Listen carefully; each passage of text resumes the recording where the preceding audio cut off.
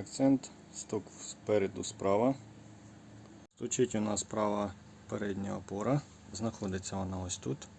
Там відкручуємо два болти, потім беремо такий зйомник, зйомником знімаємо. Стучить у нас ось кульова опора, навіть руками чути. Камеру не чути може, як воно ходить, розбита кульова опора. Ставити будемо ось таку нову, вона прикручується двома болтами тут і одягається в важіль. Ось так опускаємо важіль, вставляємо кульову опору, наживляємо гайку, далі опускаємо ще важіль і підводимо поворотний кулак. І сюди вставляємо два болти. Кульову опору поставили,